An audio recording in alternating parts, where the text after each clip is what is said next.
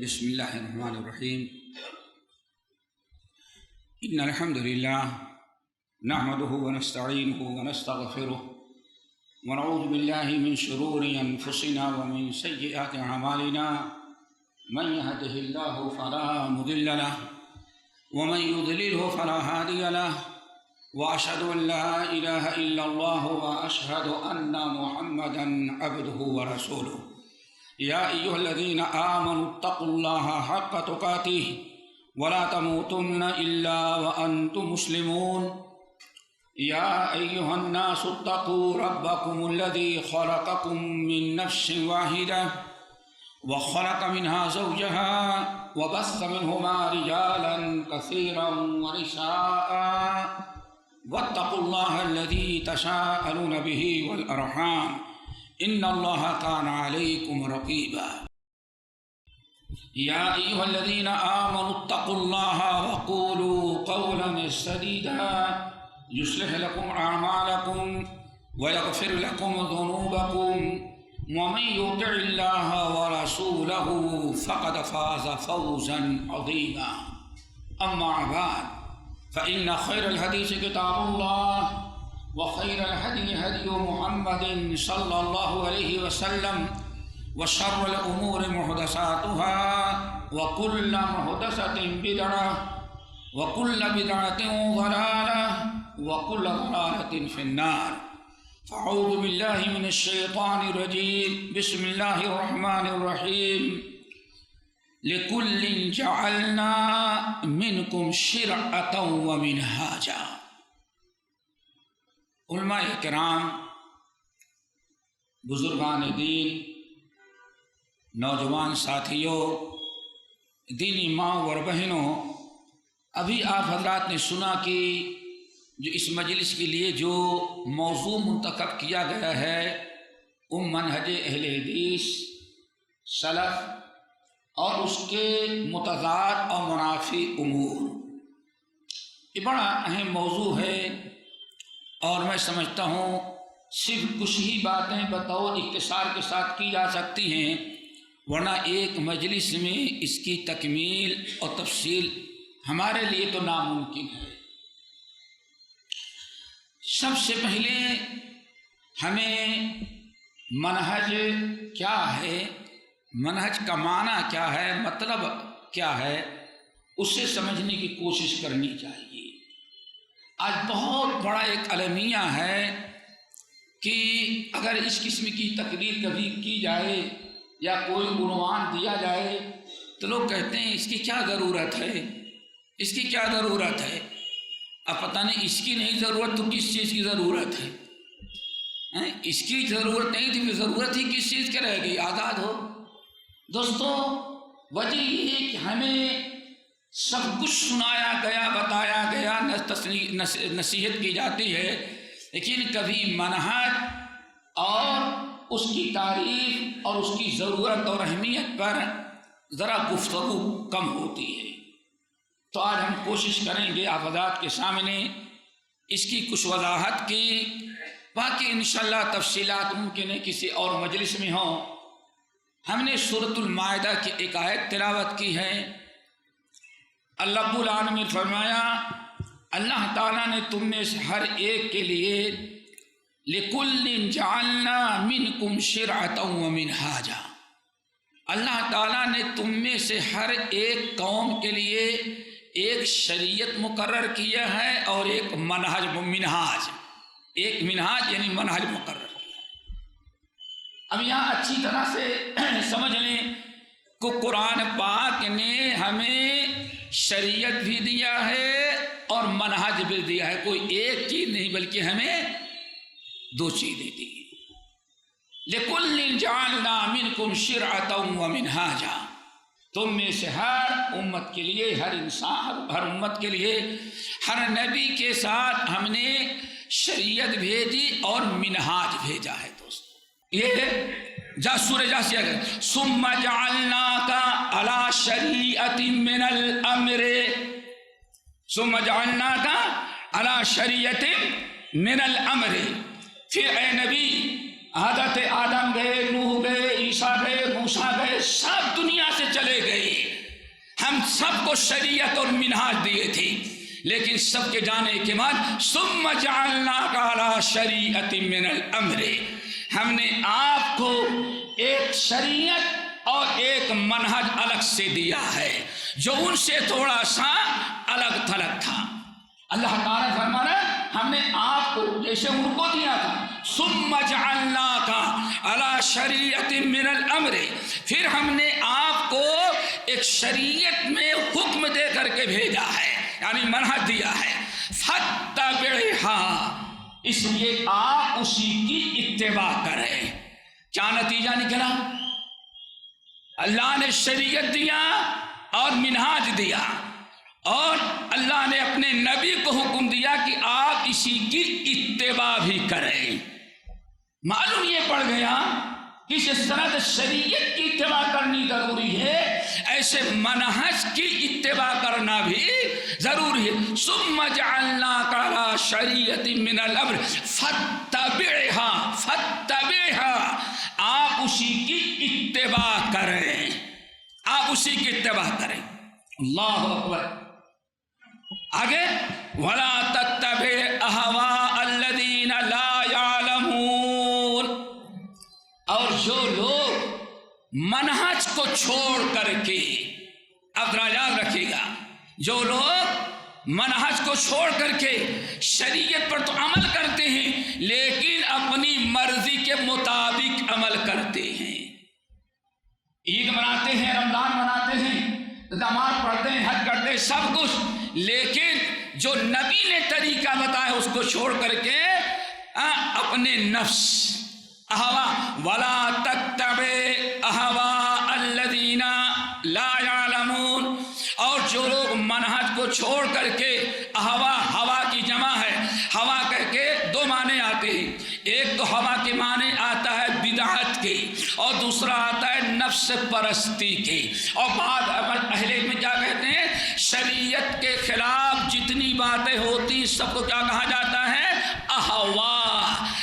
اس لیے محدثین اہل بدعت کے لیے کہیں اہل اہوا اور کہیں اہل بدعت دونوں لفظ استعمال کرتے ہیں. تو دوستو اللہ تعالیٰ نے اپنے نبی کو پابند کیا، فاتبعھا، اے نبی آپ اسی منہج کی پیروی کریں جو شریعت اور ہم نے امر دیا ہے، ایک طریقہ بتایا ہے، اسی طریقے پر آپ عمل کریں.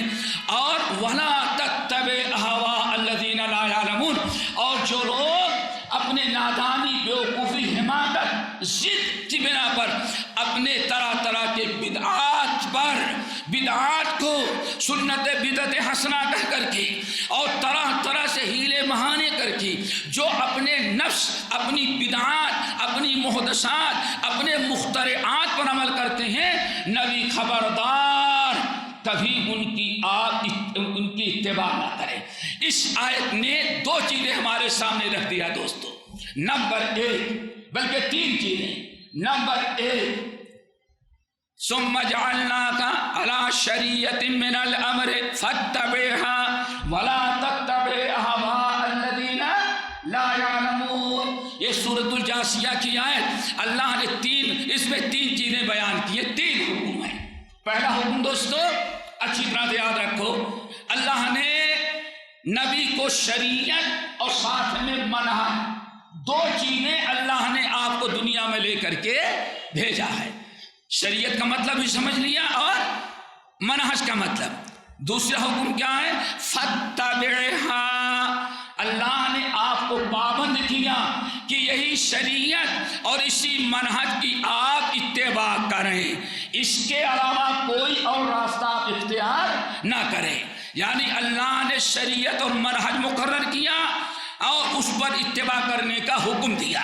نمبر 3، وَلَا تَتَّبِعْ أَهْوَاءَ الَّذِينَ لَا يَعْلَمُونَ، اور جو نفس پرست ہیں، طرح طرح کی بدعات، محدثات اور اپنے غلط افکار اور نظریات کو صحیح سمجھ کر کے منہج چھوڑ کر کے جو عمل کر رہے ہیں، خبردار آپ ان لوگوں کی پیروی نہ کریں، ان کی اتباع نہ کریں. تیسری چیز کیا نکلی؟ اہل بدعت جو منہج کے خلاف ہو، نہ اس کی باتیں سنی جائیں، نہ اس کی باتیں قبول کی جائیں، اور نہ کبھی اس کو سراہا جائے۔ اور ہم کیا کہتے ہیں؟ یہ بیٹھا ہے نوجوان نا، ان سے کہیں بھائی فلاں آدمی کا منہج درست نہیں، اس کی باتیں نہیں سنو۔ بھائی ہم کو اچھی لگتی ہیں، اس کی اچھی باتیں لے لیتے ہیں، بری باتیں ہم چھوڑ دیتے ہیں۔ اگر آپ کو اتنا علم ہوتا تو شاید اس بدبخت کی بات سنتے ہی نہیں۔ یہی علامت و نشانی ہے کہ آپ کو صحیح معنوں میں علم نہیں ہے۔ آپ اپنی جہالت کی بنا پر ایسے لوگوں سے تعلق رکھتے ہیں، دوستی رکھتے ہیں، ان کا درس سنتے ہیں، اس گروپ کے اندر جڑتے ہیں۔ اللہ تعالیٰ اپنے نبی کو حکم دے وَلَا تَتَّبِعْهَا، نبی خبردار، یہ اہل بدعات اور خرافات جو ہیں، منہج سے ہٹے ہوئے لوگ جو ہیں، ان کی باتیں نہ مانے نہ سنے نہ ان کو قریب آن۔ اللہ اکبر۔ اللہ تعالیٰ اپنے نبی جو وحی آتی ہے ان کو تو پابند کرنے، اور ایک 15ویں صدی کا مسلمان نہیں، کیا فرق پڑتا ہے؟ ہم سنتے سب کی ہیں، لیکن جس کی جو بات اچھی لگتی وہ لے لیتے ہیں۔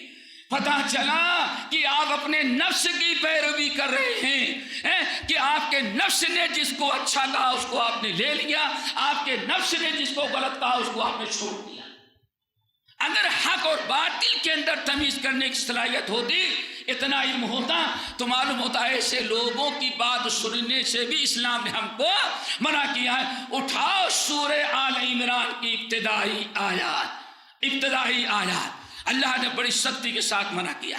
تو دوستو تین چیزیں ہو گئی آپ کے سامنے، دو باتیں آ گئی دوستو، یاد ہے کہ بھول گئے بھائی؟ نمبر ایک منہج اور شریعت۔ شریعت کا مطلب احکام، اور منہج کا مطلب اس پر عمل کرنے کا طریقہ، ٹھیک ہے نا؟ دوسری آیت میں تین باتیں ہمارے سامنے آئی، منہج، شریعت، اس کی اتباع اللہ نے ضروری قرار دیا۔ نمبر دو، غیر منہجی اہل بدعات جو ہیں، اللہ نے اپنے نبی کو ان کی اتباع کرنے سے منع کیا۔ اب آئیں ایک تیسری آیت اور، وہ بھی بڑی اہم ہے، اللہ کرے کہ ہم سب کو توفیق ملے۔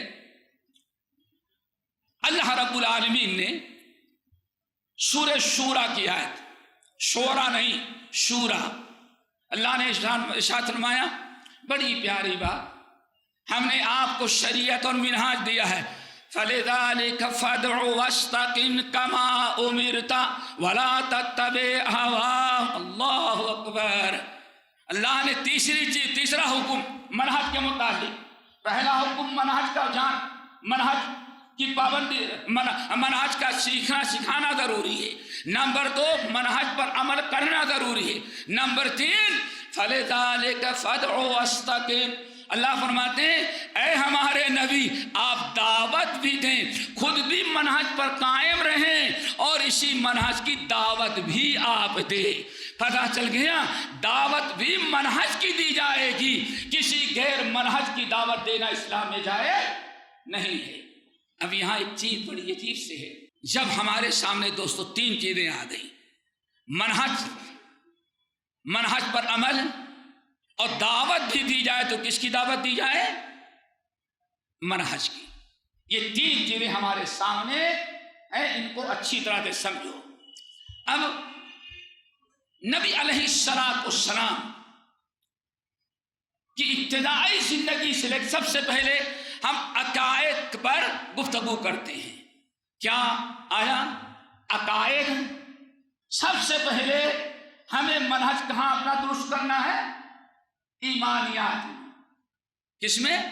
ایمانیات، یعنی عقائد میں۔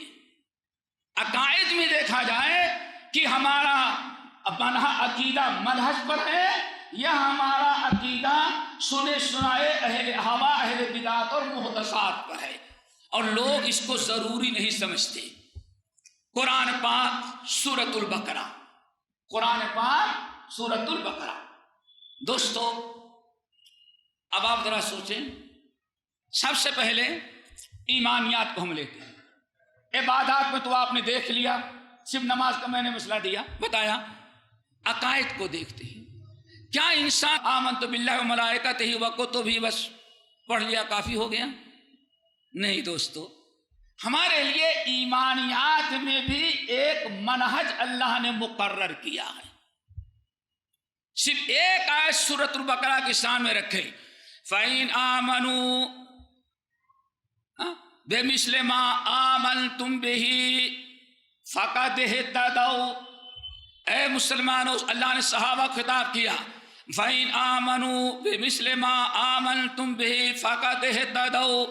اے نبی کے صحابیوں، اب اگر کوئی ایمان لاتا ہے اور وہ ایمان ویسے اسی انداز سے لاتا ہے جیسے تم لوگ لائے ہو، جس پر جیسے اللہ نے اور نبی نے سکھلایا، اگر تم لوگ جیسے ایمان لائے ہو اسی طرح سے کوئی ایمان لاتا ہے تو فقد اہتدوا، سمجھ جاؤ کہ وہ صراط مستقیم پر آ گیا ہے.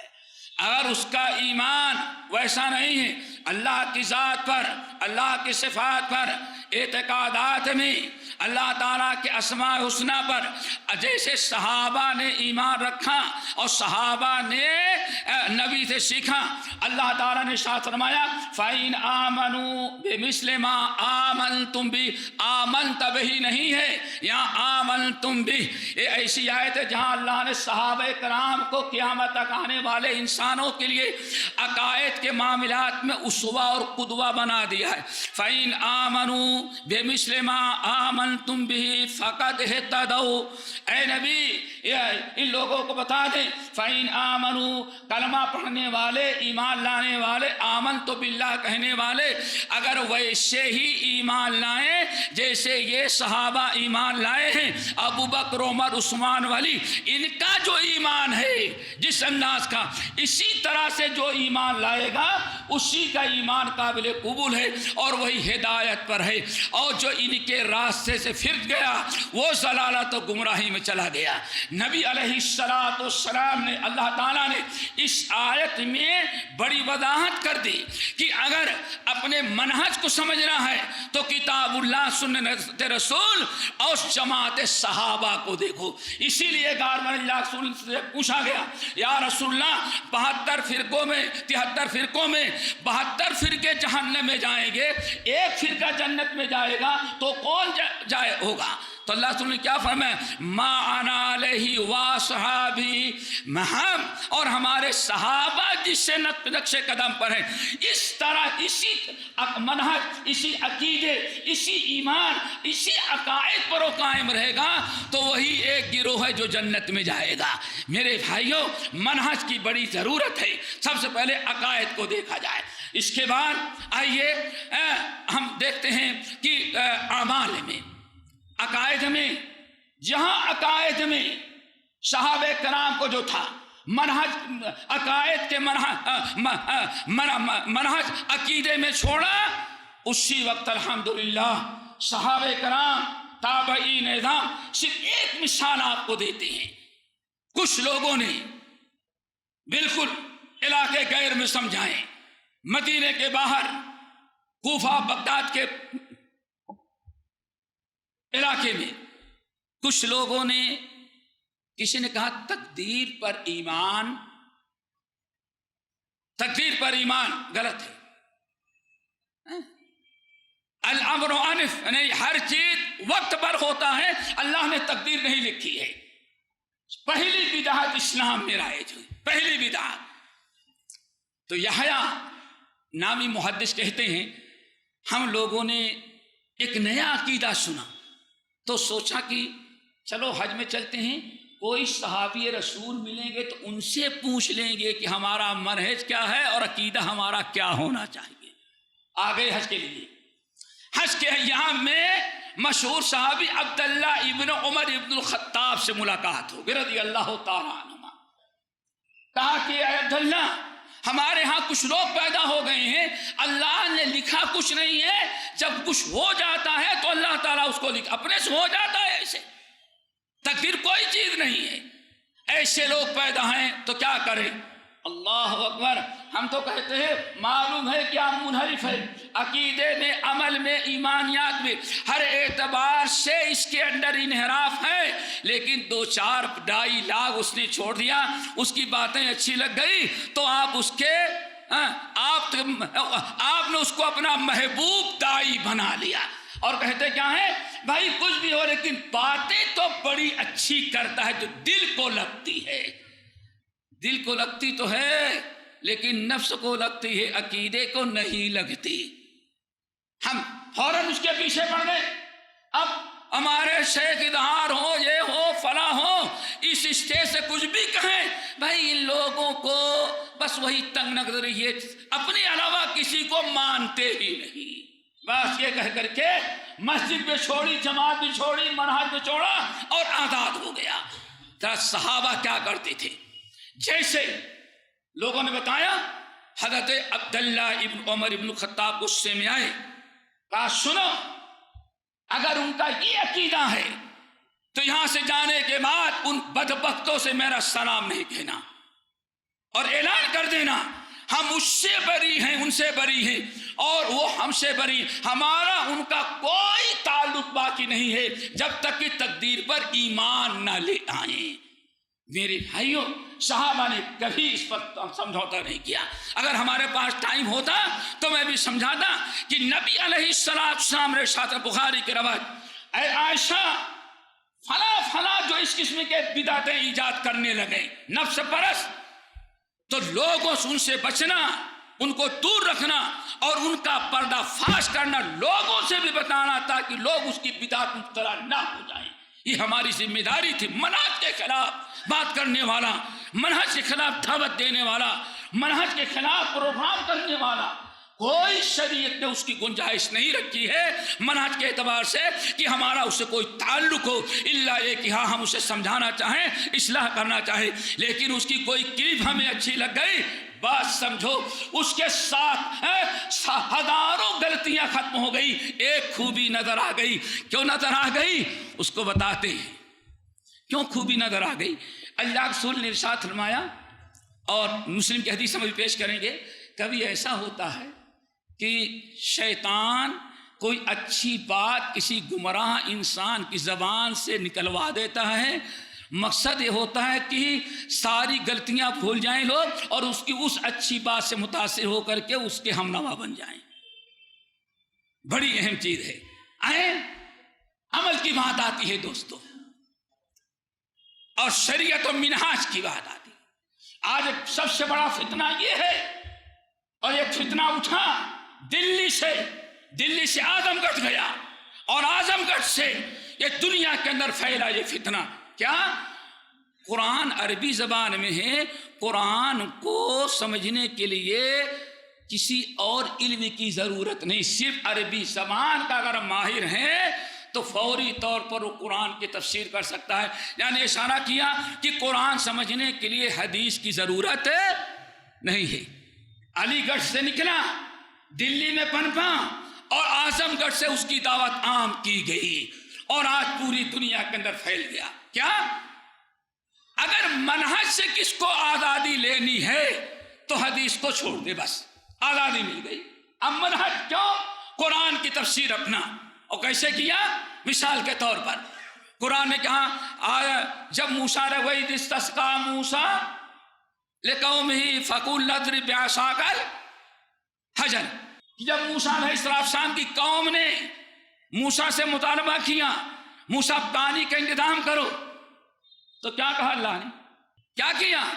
اللہ نے فرمایا لو لاٹھی، اے موسیٰ اپنی لاٹھی کو مارو پتھر پر، پتھر پر مارا، فَانْفَجَرَتْ مِنْهُ اثْنَتَا عَشْرَةَ عَيْنًا، ایک لاٹھی مارا پتھر پر 12 چشمے ابل پڑے۔ قَدْ عَلِمَ كُلُّ أُنَاسٍ مَشْرَبَهُمْ، اور ہر قبیلے کو بتا دیا گیا یہ تمہارا پانی چشمہ ہے، یہ تمہارا چشمہ ہے، یہ تمہارا چشمہ ہے، تاکہ لوگ آپس میں لڑے نہیں۔ ساری دنیا صحابہ نے تفسیر کی، لیکن جب حدیث کو چھوڑا تو کیا ترجمہ کیا؟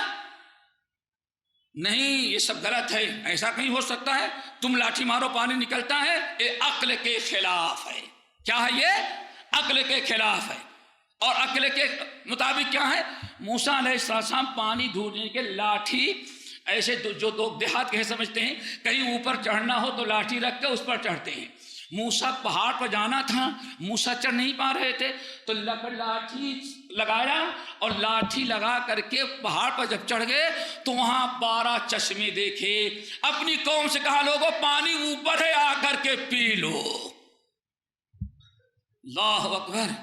آج اگر انسان منہج کو چھوڑنا چاہتا ہے, آزادی چاہتا ہے, تو قرآن کی تفسیر اپنی منمانی کا حدیث کا انکار کر دے, صحابہ کو چھوڑ دے, پھر آزاد ہو جاتا ہے. بھائی عربی میں اس کا معنی یہ ہوتا ہے.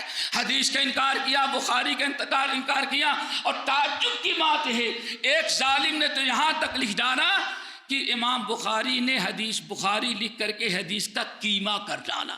نعوذ باللہ من ذالک. اس کے باوجود بڑا مسلمان نام لے لیں گے تو شاید ابھی سجدے شکر ادا رہے, اتنا بڑا عالم. سیدھا کہا کہ بخاری نے حدیث کی خدمت نہیں کی, بلکہ بخاری نے صحیح بخاری لکھ کر کے حدیث کا قیمہ بنا دیا, یعنی حدیث کو بگاڑ کر کے رکھ دیا. نعوذ باللہ من ذالک. یہ کیوں ہوتا ہے؟ منہج چھوڑ دینے کی بنا پر. آؤ امام بہقی شعب الایمان میں, امام عبدالرزاق ابن ابی شیبہ اپنی مصنفین میں, بہت سارے اہل علم, حضرت عبداللہ ابن عمر ابن الخطاب. دوستو جو میں نے بتایا منہج کا مطلب کیا ہے؟ اللہ کے حکم پر عمل کرنا. اور کیسے؟ جیسے اللہ نے عمل کرنے کا حکم دیا ہے. اللہ نے حکم کیا دیا؟ عبداللہ ابن عمر ابن الخطاب رضی اللہ تعالیٰ عنہما کہتے ہیں کہ نبی علیہ السلام ہم لوگوں کو سبق میں 5 آیتیں دیتے تھے. صرف کتنا؟ 5 آیتیں. 5 آیتیں ہم کو سبق میں دیتے تھے. ہم لوگ ان آیتوں کو یاد کرتے, پڑھنا سیکھتے, وقف, وصل, مد, غیر مد. ہم لوگ نبی سے قرآن پڑھنا سیکھتے, یاد کرتے, پڑھنا سیکھتے. پھر ان 5 آیتوں میں اللہ نے کیا حکم دیا ہے اس حکم کو سیکھتے. اللہ اکبر. جب تک یہ ساری چیزیں ہم لوگ 5 آیتوں میں نہیں کر لیتے تھے تب تک اللہ رسول اگلا 5 آیت کا سبق ہمیں نہیں دیتے تھے. پھر آگے کیا کہتے ہیں؟ فَعَلِمْنَا الْعِلْمَ وَالْعَمَلِ. ہم لوگوں نے نبی سے ایک چیز نہیں سیکھی بلکہ ہم لوگوں نے نبی سے 2 چیزیں سیکھی. اللہ کی کتاب بھی سیکھی اور اللہ کے کتاب پر عمل کرنے کا طریقہ بھی ہم نے سیکھ لیا. اور دوسری قرات فعلم العلم والعمل. اللہ کے رسول نے ہم کو ایک چیز نہیں سکھلائی بلکہ اللہ کے رسول نے ہم کو 2 چیزیں سکھلائی. قرآن پڑھنا سکھایا اور قرآن پر عمل کرنا بھی سکھایا. اور وہی جو عمل کرنا سکھایا دوستو اسی کو کہا جاتا ہے منہج. تو عقائد میں بھی منہج ضرور ہے اور اعمال میں بھی اپنا منہج اپنانا بہت ضروری ہے. اب یہاں منہج کو چھوڑ دینے والے کا انجام کیا ہوتا ہے دوستو؟ بڑی عجیب سی بات ہے.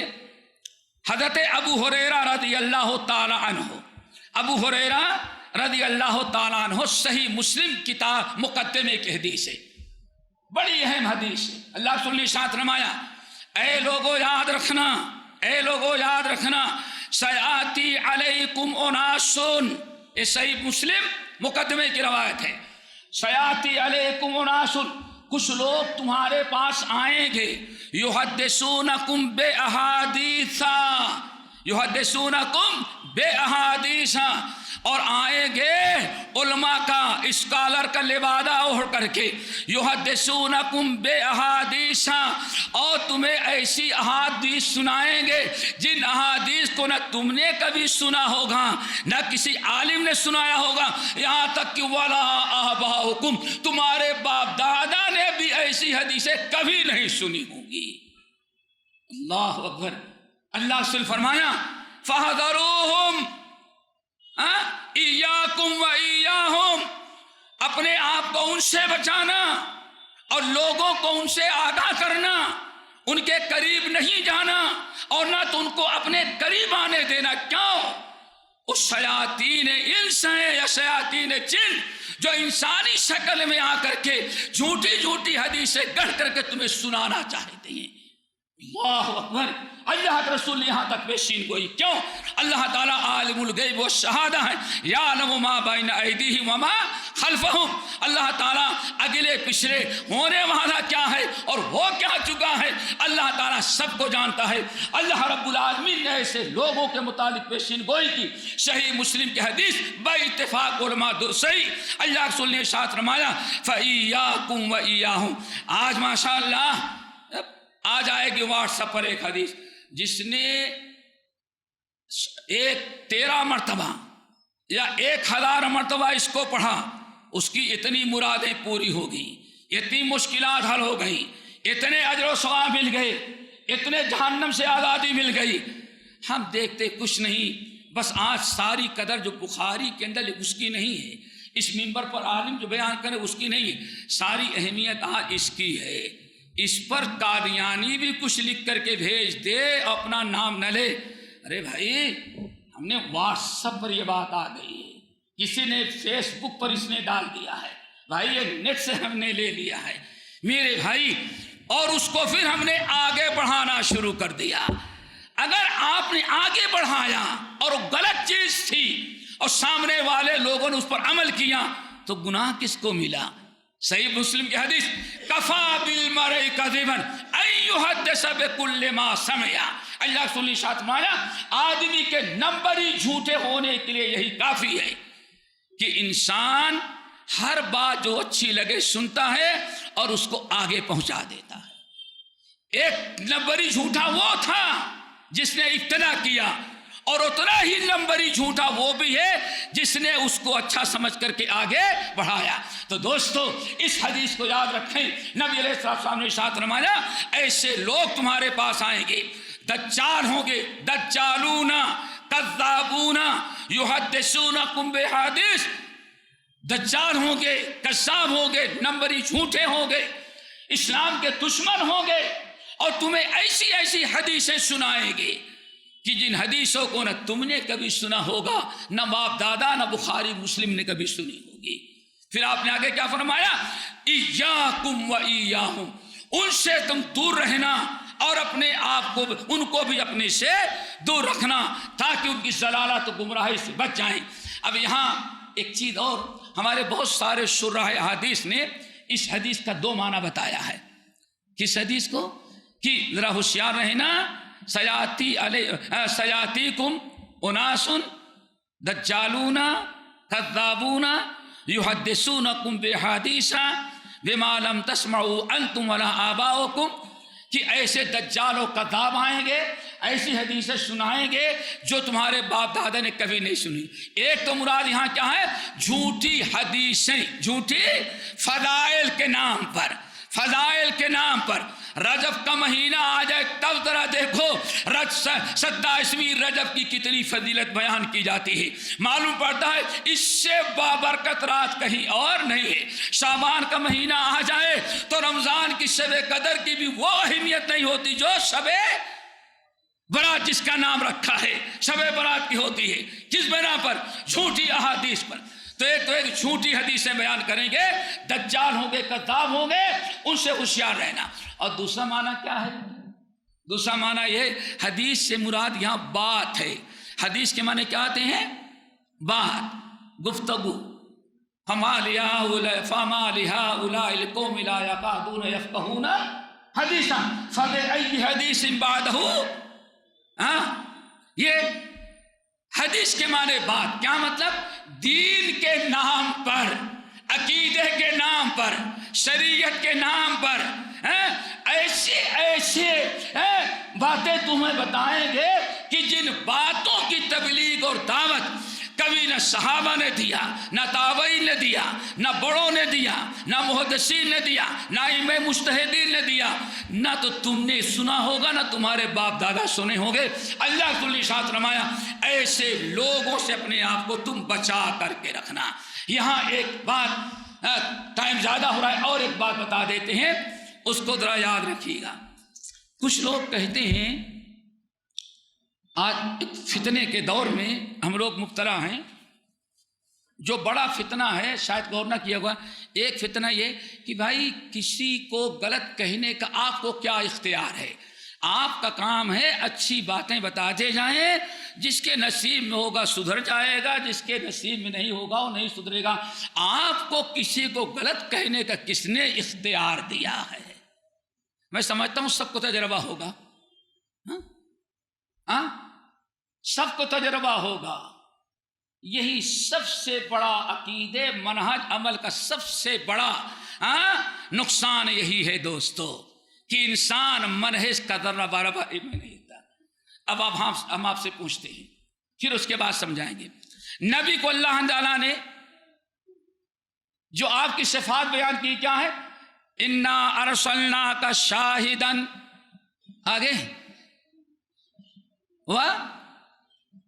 بولو، پڑھو تم، ہم تو کہیں گے پڑھے تو کوئی سنے کہ وہابی پڑھ رہا ہے، آپ لوگ پڑھیں۔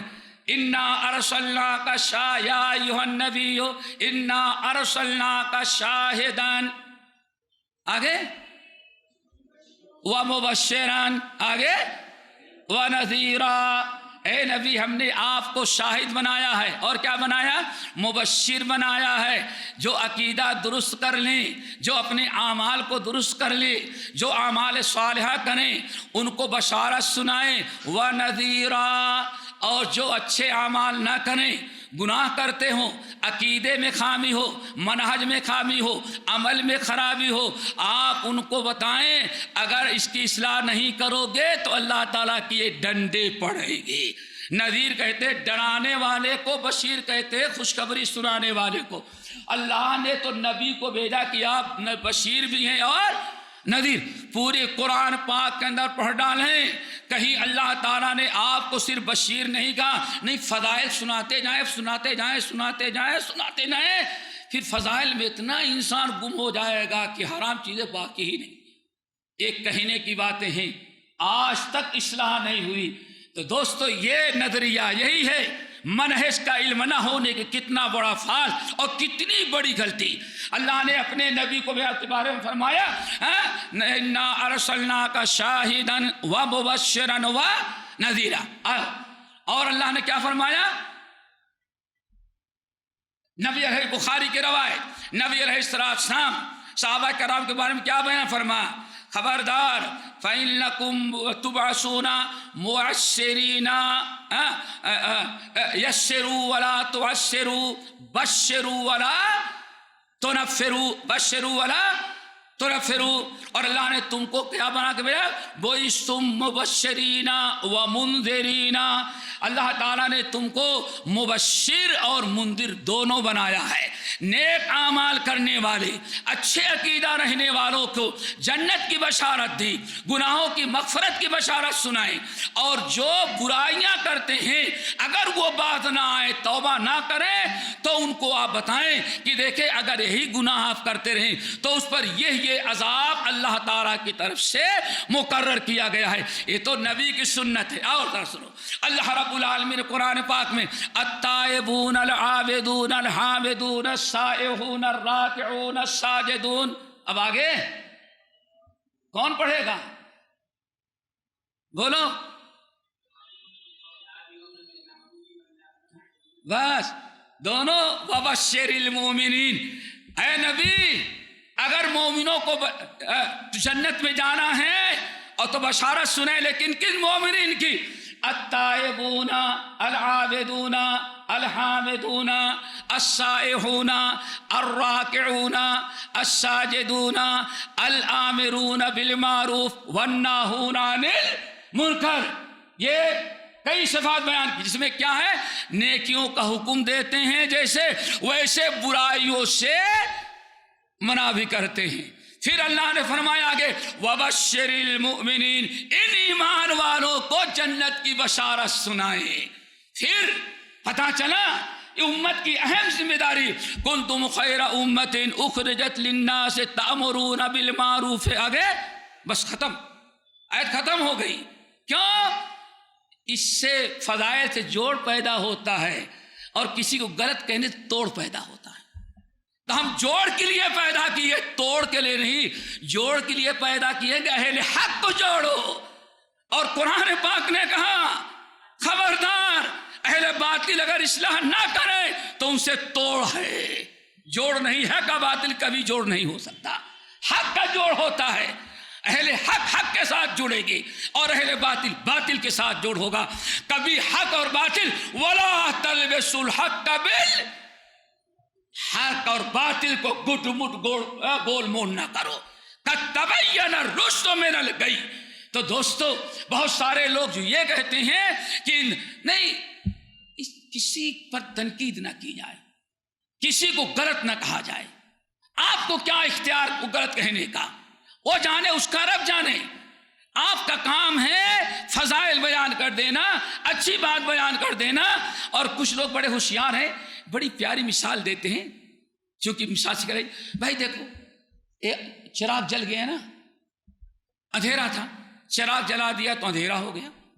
اگر تم نے حق بتا دیا تو روشنی ہو گئی، تو جیسے لائٹ جلانے سے روشنی چلی گئی، حق آیا تو باطل ختم ہو جائے گا۔ اس لیے باطل کو مٹانے، باطل خود مٹ جائے گا۔ اللہ فرماتے ہیں نہیں، لَتَأْمُرُنَّ بِالْمَعْرُوفِ وَلَتَنْهَوْنَ عَنِ الْمُنكَرِ، تاکید ہے نیکیوں کا حکم دیتے رہو گے اور ایسے ہی برائیوں سے لوگوں کو روکتے رہو گے، لوگوں کو روکتے رہو گے۔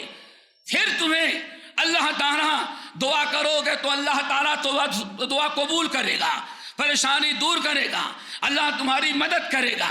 اور حضرت عائشہ رضی اللہ تعالیٰ عنہ کی روایت کہتی ہے کہ اللہ رسول نے فرمایا اگر تم نے امر بالمعروف کے ساتھ نہی عن المنکر کرنا تم نے چھوڑ دیا تو اب دعا مانگو گے تو اللہ دعا قبول نہیں کرے گا، عذاب آئے گا تو تم چلاؤ گے لیکن اللہ تم پر رحم نہیں کرے گا۔ تو دوستو جتنا امر بالمعروف ضروری ہے اتنا ہی زیادہ ہمارے لیے نہی عن المنکر بھی ضروری ہے، یہ دونوں ایک ساتھ چلے گی۔ اس لیے قرآن پاک کے اندر مختلف مقامات پر اللہ تعالیٰ نے جہاں امر بالمعروف کا حکم دیا ہے وہی ہمیں نہی عن المنکر کا بھی حکم دیا ہے۔ تو ضرورت ہے دوستو ہم سمجھیں کہ آج حق کی دعوت دینا ضروری ہے، حق کے ساتھ باطل کا اظہار، ابطال اور ان کو غلط کہنا اور اس سے لوگوں کو بچانا یہ بھی ضروری ہے۔ اسی لیے قرآن و حدیث میں امر بالمعروف کی بھی تائید آئی ہے اور نہی عن المنکر کی بھی تاکید آئی بھی ہے، ہمیں دونوں کرنا ہے۔ اور اس کے ساتھ ایک اور چیز آپ کو بتا دیں، یہ جو منہج کا معاملہ ہے دوستو، یہ اس قدر اس کی اہمیت ہے کہ حضرت عمر ابن الخطاب کا ایک قول پیش کرتے ہیں تو بات بڑی واضح ہو جائے گی۔ عمر ابن الخطاب نے 4 مرتبہ 3 مرتبہ کہی ورب الکعبہ، ورب الکعبہ، بہت بڑا مجمع تھا، ورب الکعبہ، ورب الکعبہ، ورب الکعبہ، ورب الکعبہ، یا امت محمد یا معاشر العرب ورب الکعبہ، ورب الکعبہ، ورب الکعبہ، ورب الکعبہ، اے عرب قوم اور اے امت محمد صلی اللہ علیہ وسلم، اس رب کعبہ کی قسم کھاتا ہوں، رب کعبہ کی قسم کھا کے کہتا ہوں، رب کعبہ کی قسم کھا کے تمہیں نصیحت کرتا ہوں، رب کعبہ کی قسم کھا کر کے تمہیں آگاہ کرتا ہوں۔ یاد رکھنا تمہاری ہلاکت کب ہے، کب ہلاکت ہے؟ لئن امرتم علیکم من لا یصحب من لم یصحب اصحاب رسول اللہ صلی اللہ علیہ وسلم، عربوں یا اس امت کے لوگوں، تمہاری ہلاکت و بربادی 2 برائیوں میں ہے، اور جس دن یہ 2 برائیاں کرنے لگو گے پھر دنیا میں اللہ تعالیٰ عذاب تمہارے اوپر مسلط کرے گا، اور دنیا کی اور پوری کائنات مل کر کے تمہیں اللہ تعالیٰ کے عذاب سے نہیں بچا سکیں گی۔ یہ 2 برائیوں سے بچنا، لیکن نمبر 1 پہلی برائی تو یہ ہے کہ تم لوگ اپنا پیشوا، اپنا رہبر، اپنا قائد اس کو بناؤ جس نے کبھی صحابہ سے تعلیم نہ حاصل کی ہو، صحابہ سے علم نہ حاصل کیا ہو۔ کتنی بڑی بات کہہ رہے ہیں، یعنی ہم تو دنیا سے چلے جائیں گے ہو سکتا ہے ہمارے بعد بھی خلفاء چلے جائیں گے، لیکن اصحاب رسول رہیں گے۔ اگر اصحاب رسول نہ رہیں، پھر اگر تمہیں ضرورت پڑی اپنا قائد، اپنا رہبر، اپنا پیشوا، اپنا امام اور اپنا امیر اگر بنانا چاہتے ہو اور چاہتے ہو کہ ہاں ہم دنیا میں عزت کی زندگی گزاریں، تو اس کو خلیفہ بنانا جو کم سے کم کسی صحابی کا شاگرد ہو۔ کیوں بھائی؟ صحابی کے شاگرد کیوں ہو؟ کیوں؟ اس نے صحابہ سے دین سیکھا ہوگا، منہج سیکھا ہوگا، عقیدہ سیکھا ہوگا۔ صحابہ نے نبی سے جس انداز سے دین سیکھا، اس انداز سے دین سکھائیں گے وہ۔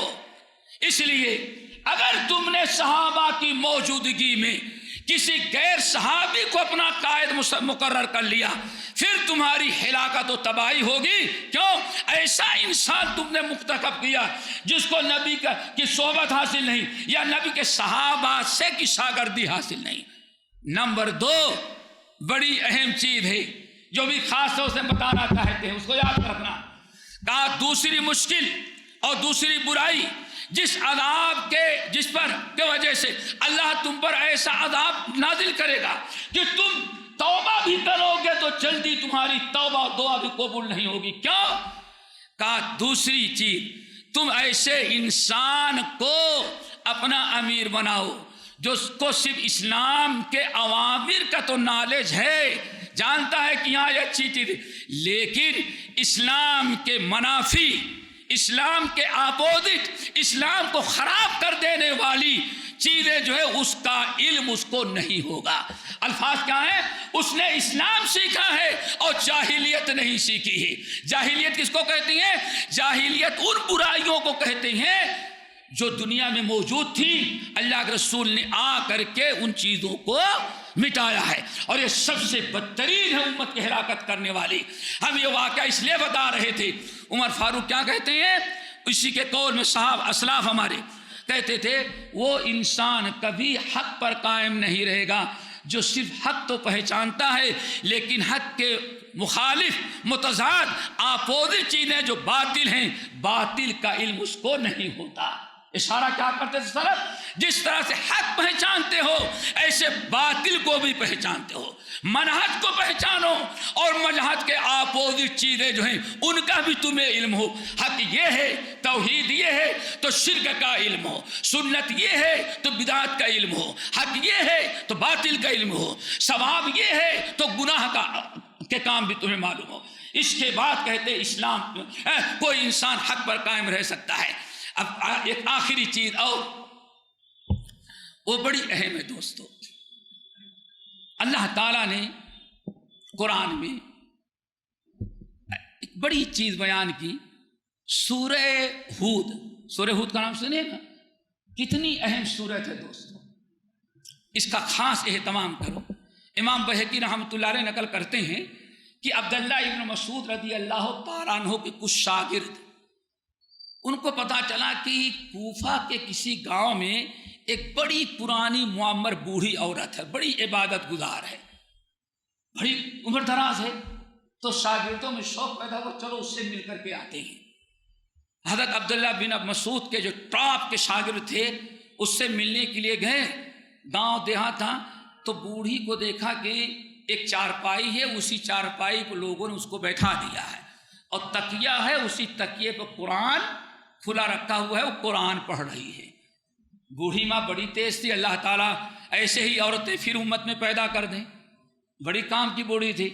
یہ لوگ گئے سلام کیے، اب بوڑھی عورت تھی، ایسی عورت ہے کہ اس عمر میں پہنچ جانے کے بعد اللہ نے فرمایا کوئی مشکل نہیں، اگر پردہ بنا بھی کرے تو کوئی بات نہیں، پردہ معاف ہے۔ اتنی بوڑھی ہو چکی تھی، جیسے سورہ نور کے اندر اللہ نے بیان کرا، سب چیز سے فارغ۔ تو کہاں سے آئے ہو؟ کہنے کہ ہم لوگ عبداللہ بن مسعود کے شاگرد ہیں، آپ سے ملنے کے لیے آئے ہیں۔ کہا قرآن پڑھتے ہو؟ کہا ہاں قرآن پڑھتا ہوں۔ کہا کتنا روزانہ پڑھ لیتے ہو؟ کہا کہ 2-3 پارہ پڑھ لیتے ہیں۔ کہنے کہ لا حول ولا، بوڑھی کہتے لا حول ولا قوت الا باللہ۔ ارے کون سا قرآن پڑھتے ہو؟ 24 ایک دن میں 3 پارے پڑھ ڈالتے ہو، کون سا قرآن پڑھتے ہو؟ کہیں اشعار کی طرح تو نہیں پڑھتے؟ کہا بوڑھی اماں کیوں؟ کہا اللہ کے بندو 6 مہینے ہو گئے سورہ ہود پڑھتے ہوئے، ہماری 6 مہینے گزر گئے لیکن سورہ ہود مکمل نہیں ہوئی۔ کس قدر غور کر کے توجہ کے ساتھ معنی اور مفہوم کو سمجھتے ہوئے وہ بوڑھی عورت کس طرح سے تفکر اور تدبر کے ساتھ سورۃ ہود قرآن پڑھتی تھی۔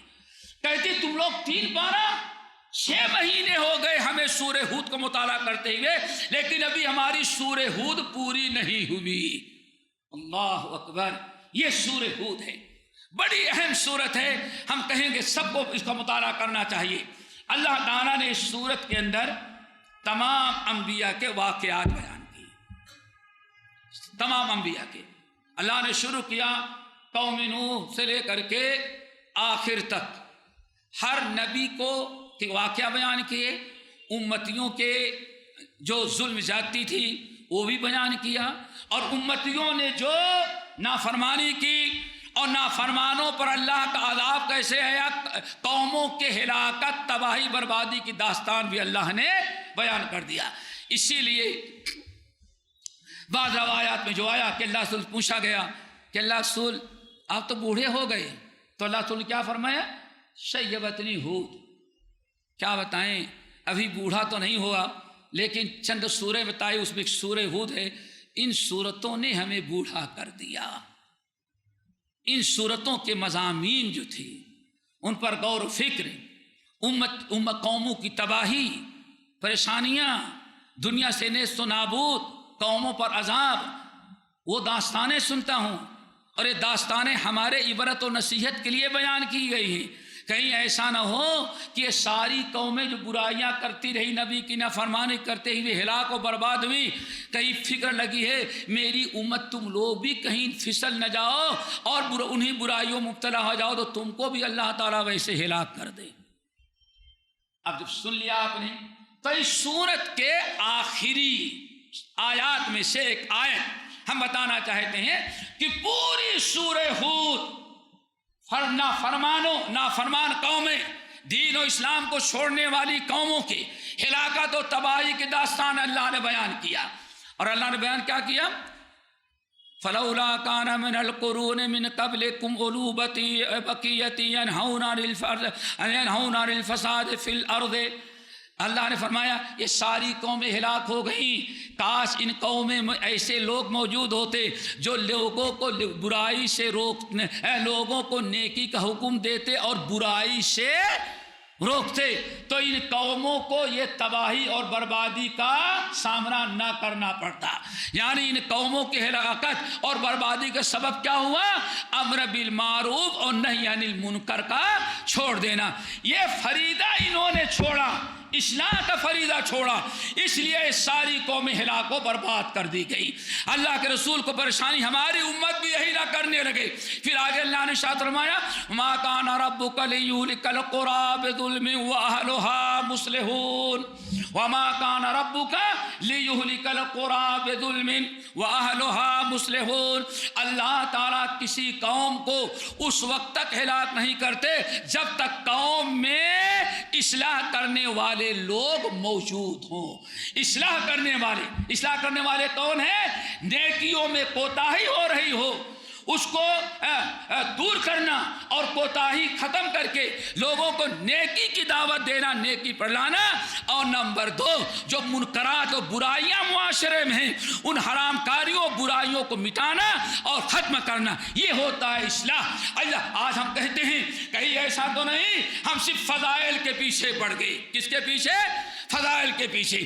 کچھ لوگوں نے کہا نہ ہمیں فضائل چاہیے، نہ مسائل چاہیے، نہ حکام چاہیے، کچھ نہیں چاہیے، ہمیں بس خلافت چاہیے، ہم کو حکومت قائم کریں گے۔ یہ 2-3 گروہ، کسی نے صرف فضائل کو اپنایا، ساری زندگی فضیلت فضیلت فضیلت، اتنی فضیلت آئی کہ ایک مخصوص کتاب رہ گئی، اگر اس کو چھوڑ دو قرآن پڑھنے لگو تو قرآن ہضم نہیں ہوتا، ہاتھ سے قرآن چھین لیا جائے۔ ایک قوم تو اس میں برباد ہو گئی، دوسری قوم اس کو نہ روزے کی فکر نہ نماز کی فکر۔ اللہ کی قسم گلبرگہ کے اندر 2.5 گھنٹے میں نے تقریر کے سے کھڑے ہو ہو کر کے کتاب و سنت کی روشنی میں شرک بدعت ساری چیزیں تقریر 2.5 گھنٹے کے بعد ختم ہوئی. ایک صاحب کھڑے ہو گئے, مولانا آپ نے 2.5 گھنٹہ ضائع کر دیا, آپ نے تو دین کی کوئی بات ہی نہیں کی. یہ اس کا جملہ تھا. 2.5 گھنٹے آپ نے ٹائم لیا اور آپ نے کوئی دین کی بات ہی نہیں کی. میں نے کہا اللہ کے بندے, اتنی باتیں ہم نے بتایا, توحید کی, رسالت کی, شرک کی, بدعات کی, ارکان خمسہ کی, ایمان باللہ, ساری چیزیں. کہا یہ تھوڑی دین ہے. میں نے کہا کیا چاہتا ہے؟ کہنے لگے کہ ہمیں بتائے ہوتے کہ خلافت کیسے قائم کی جائے گی. خلافت, اس شیعوں کا جو عقیدہ ہے کہ ہر سارے فریضے سے بڑا فریضہ کیا ہے؟ خلافت. اللہ, 2.5 گھنٹے کا تقریر کا نتیجہ یہ نکلا کہ ہم نے کچھ نہیں کہا کہ خلافت قائم کرو اور انقلاب لاؤ اور روڈ پر نکل لاؤ, ہم نے یہ بات نہیں کی. تو دوستو, اس کے اندر انسان پڑ گیا. آج ضرورت ہے اس آیت پر غور کرو. وما کان ربک لیہلک القری بظلم واہلھا مصلحون.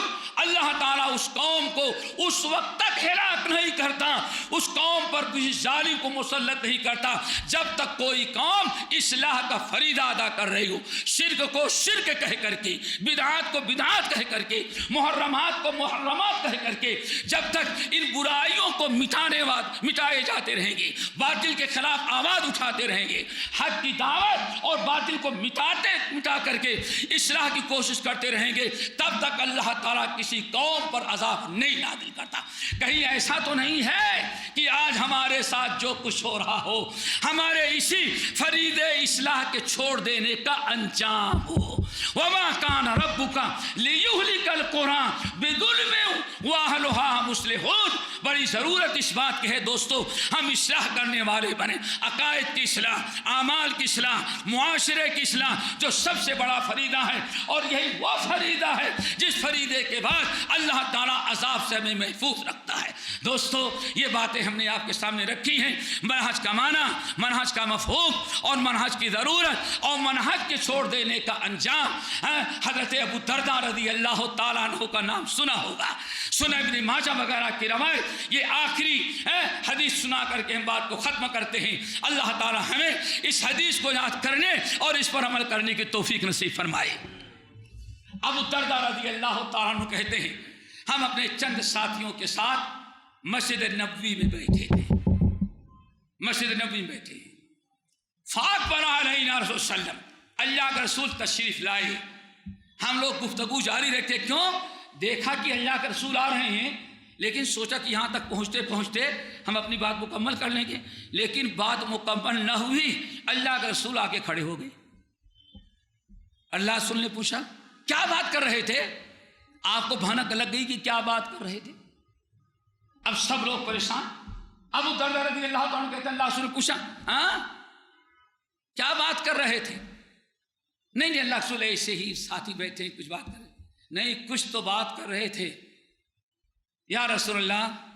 ہم تو ذکر کر رہے, یاد کر رہے تھے مسلمانوں کی غربت, پریشانیاں, روزی روٹی کی تنگ دستی, فقر و محتاجگی, انہی چیزوں کا تذکرہ کر رہے تھے. کسی کے پاس برابر گھر نہیں, جائیداد پراپرٹی کی تو عام طور پر کوئی تصور ہی نہیں, مشکل سے روکھا سوکھا کھانا ملتا ہے. ہم سب لوگ اسی پر بیٹھے ذرا گفتگو کر رہے تھے.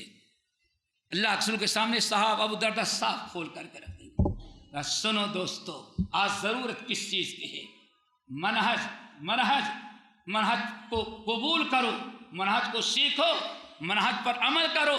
اور منہج ہی کی کیا ہونی چاہیے؟ کیا ہونا چاہیے؟ دعوت. تینوں چیزیں. اللہ رسول پہنچ گئے. اللہ رسول بس ایسے ہی ہم لوگ یاد کر رہے تھے فقر محتاجگی. آپ نے فرمایا الفقر تخافون. اللہ کے بندو, تم فقر و محتاجگی کے خوف کرتے ہو؟ تمہیں فقر و محتاجگی کی ڈر لگا ہوا ہے کہ ایسے کب تک ہم لوگ فقیر رہیں گے, محتاج رہیں گے, پریشان رہیں گے؟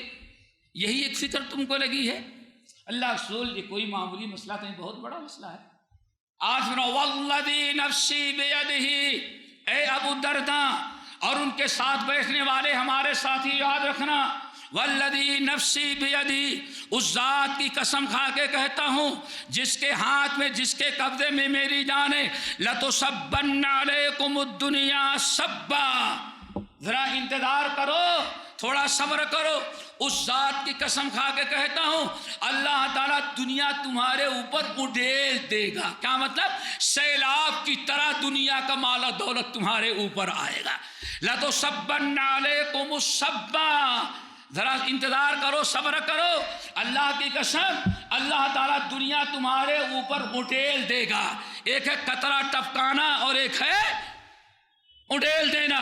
اللہ اڈیل دے گا ایسے، دولت ہی دولت، دولت دولت، اتنی دنیا آ جائے گی، اتنا مال، اتنی بڑی تجارت، اتنے کاروبار، اور ایسے بڑے بڑے تمہارے کاروبار ہو جائیں گے۔ لَتُصَبَّنَّ عَلَيْكُمُ الدُّنْيَا صَبًّا حَتَّى لَا يَزِيغَ قَلْبُ أَحَدِكُمْ إِلَّا هِي، یہاں تک کہ ہلاکت کیسے آئے گی؟ اللہ رسول نے فرمایا دنیا کے دروازے ایسے کھولیں، مال دولت خزانہ اتنا عام ہو جائے گا، اور دنیا کی محبت تمہارے دل میں اتنی زیادہ پیوست ہو جائے گی، لا یزیغ قلب احدکم الا ہی، اس دل میں دنیا کے علاوہ کسی اور چیز کی خواہش باقی ہی نہیں رہے گی۔ ابھی تو دین کی فکر ہے، جنت کی فکر ہے، دین کے بول بالا کی فکر ہے، ابھی اللہ اس کے رسول کی محبت سے دل بھرا ہوا ہے، اور جس سے تم پریشان ہو یہ ابھی چند دن کے، چند سالوں کی بات ہے۔ آئندہ دنیا اللہ ایسے اڈیل دے گا کہ اس دنیا دل کے اندر لا یزیغ قلب احدکم الا ہی، تم میں سے ہر انسان کا دل اگر کسی چیز کو چاہے تو دنیا ہی چاہے گا۔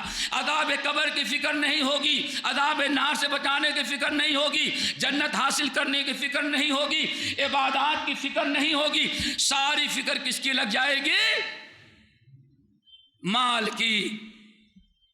پھر آپ نے فرمایا یاد رکھنا یہ تمہارے لیے بڑی آزمائش کا وقت ہوگا، اور تمہارے لیے استقامت بڑی ضروری ہوگی۔ آپ نے فرمایا سن لو اچھی طرح سے، لَقَدْ تَرَكْتُكُمْ عَلَىٰ مِثْلِ الْبَيْضَاءِ لَيْلُهَا كَنَهَارِهَا، ہم تمہیں آج ایسے منہج، ایسے عقیدے، ایسے صراط مستقیم پر، عقیدہ بھی درست ہے، منہج کے مطابق ہے، شریعت اور منہاج کے مطابق ہے، عمل بھی تمہارا درست ہے، سوچ اور فکر بھی تمہاری درست ہے، لیکن اس موقع پر ایسا ہو جائے گا کہ لا یزیغ لَقَدْ تَرَكْتُكُمْ عَلَىٰ مِثْلِ الْبَيْضَاءِ لَيْلُهَا وَنَهَارُهَا سَوَاءٌ، آج ہم تمہیں ایسے صراط مستقیم، ایسے منہج اور ایسے طور طریقے اور اس طرح سے کتاب و سنت، حلال اور حرام کے مسائل بیان کر دیے ہیں کہ تمہارے لیے دن اور رات سب برابر ہے۔ تمہاری رات یعنی حرام اور حرام، ضلالت و گمراہی سب ایسے واضح کر دیا ہے جیسے دن کے روشنی میں سانپ ہے یا رسی ہے، یہ لکڑی ہے یا یہ درخت ہے یا بجلی کا کھمبا ہے، جیسے تم ان آنکھوں سے روشنی میں دیکھ لیتے ہو، ایسے ہی آج تمہیں حلال و حرام، بدعات اور سنت نظر آ رہی ہے، ہر چیزیں واضح ہیں۔ لیکن اس وقت تمہارا کیا حشر ہوگا جب اس ساری چیزیں دنیا کی محبت میں چھوڑ دو گے اور صرف دنیا ہی دنیا، مال و مال کرنے لگو گے، اس وقت تمہارا کیا حشر ہوگا۔ حضرت عبداللہ ابو درداء رضی اللہ تعالیٰ عنہ جب لوگوں سے حدیث بیان کرتے، کہتے اللہ کی قسم ہم نے وہ وقت بھی دیکھا ہے جب اس دل میں دنیا کی محبت کی جگہ اللہ کی محبت، رسول کی محبت، دین کی محبت اور یہ جائیداد سے زیادہ جنت کی بنانے کی فکر تھی، وہ دن بھی دیکھا ہے اور آج کا دن بھی دیکھ رہے ہیں کہ ہمارے دلوں میں نہ صراط مستقیم کی اہمیت، نہ حق کی اہمیت، نہ باطل سے نفرت، نہ کفر و شرک سے تو بچے ہیں، لیکن بہت ساری بدعمالیاں لوگوں میں عام ہوتی جا رہی ہیں۔ تو دوستو انسان کو چاہیے کہ اللہ کے رسول نے جو بیان کیا تھا، یہ ہم نے تم کو ایسے صراط مستقیم پر چھوڑا ہے، لیلھا ونہارھا سوا، رات اور دن بالکل واضح ہے، شرک کیا ہے، بدعت کیا ہے، منہج کیا ہے، منہج کے مخالف باتیں کیا ہیں، ساری چیزیں دن کی طرح واضح ہیں، ان کو تم باقی رکھنا۔ اللہ تعالیٰ سے دعا کرو اللہ ہم سب کو عمل کی توفیق نصیب فرمائے۔ اور ساری باتوں کا خلاصہ تین ہے، سنیں گے کیا منہج کی ضرورت اور منہج کی اتباع کرنے کا اللہ نے حکم دیا، ٹھیک ہے نا، منہج کی دعوت دینے کا حکم دیا، یہ تین، اور چوتھی خطرناک چیز منہج کے خلاف جو بھی دعوت ہوگی، جو بھی انسان عقیدہ رکھے گا، اللہ نے ہمیں ان سے دور رہنے، ان سے بچنے کا حکم دیا۔ اور وہ حدیث یاد رکھیے گا کہ شیطان کبھی اہل باطل برے لوگوں کی زبان پر شیطان بیٹھ جاتا ہے اور کوئی اچھی بات، ایسی زبردست بات اس کے منہ سے نکال دیتا ہے کہ بہت سارے لوگ اس کے ہزاروں منکرات کو چھوڑ کر کے بھائی بات بڑی کام کے کیا، ایک بات سے آپ کا دل جیت کر کے اپنی طرف مائل کر لیتا ہے۔ لیکن اللہ کے رسول نے فرمایا، بخاری کے روایت ہے، امام بخاری رحمۃ اللہ نے سورہ آل عمران کی تفسیر میں نقل کرتے ہیں کہ اللہ کے رسول نے فرمایا، عائشہ ایسے لوگ خطرناک ہیں، ان سے بچنا، ان کو قریب نہیں آنے دینا اور ان کے قریب نہیں جانا، اور لوگوں کو بھی بتا دینا تاکہ لوگ بھی ان کے قریب نہیں جائیں، ان سے ہوشیار رہیں۔ اس سے پتہ چلتا ہے دوستو اہل بدعات اور خرافات سے بچنا کتنا ضروری ہے۔ اللہ عمل کی توفیق نصیب فرمائے اور اس طرح سے ہمیں بار بار مل بیٹھنے کی توفیق دے۔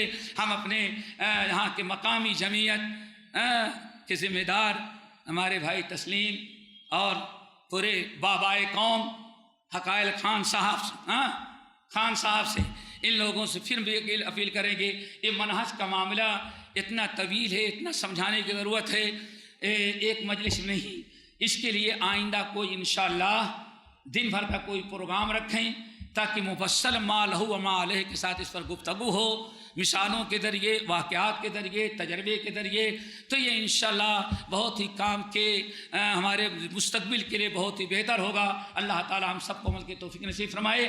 اقول قولی ھذا واستغفر اللہ من کل ذنب واتوب الیہ۔